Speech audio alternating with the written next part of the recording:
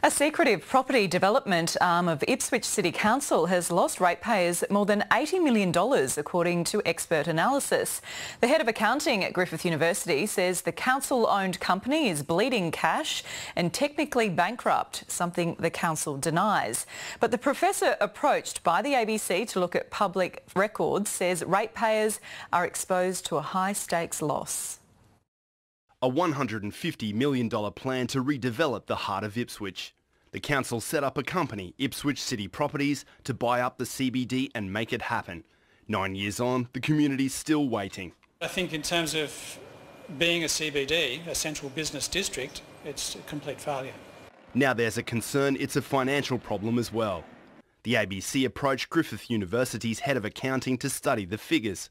He says financial statements and council reports show the company is technically bankrupt. Ipswich City Properties lost at least $83.6 million over a 5-year span from 2013 to 2017.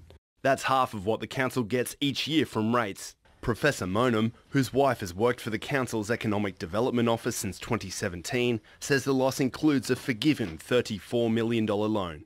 It had zero interest, no minimum repayments and no payment schedule. No one on earth would offer you a loan on these conditions. Another chartered accountant with 30 years experience has studied the company and endorses Professor Monem's analysis. The accountant, who asked not to be named, concluded the company had lost ratepayers at least $70 million.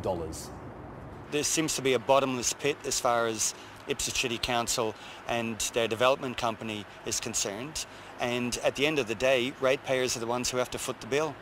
Ipswich City Council says its operating loss is only $15.5 million and is of the firm view that the 20-year project will come at no cost to ratepayers.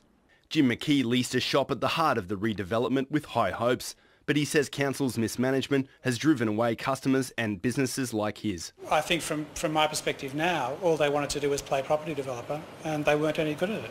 Former Mayor Paul Palaszczuk was a director of the company before he quit office over unrelated criminal charges. He says he wasn't too involved in the finances, but was told there wasn't a problem.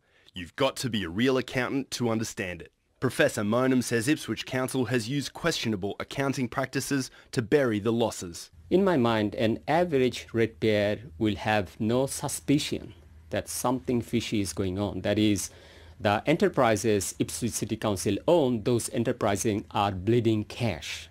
Local Government Minister Sterling Hinchcliffe says he's been concerned for some time about a veil of secrecy at Ipswich City Properties. His department is looking at reforms around council-owned companies statewide. Josh Robertson, ABC News. Meanwhile, the council has been given a slight reprieve as it fights the state government's move to have it dismissed.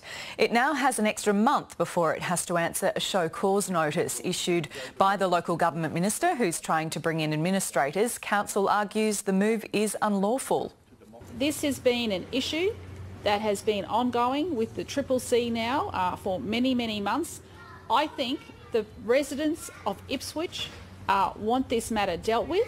The case will be heard in the Supreme Court next month. It's despite new laws passed in Parliament bolstering the minister's ability to sack individual councillors.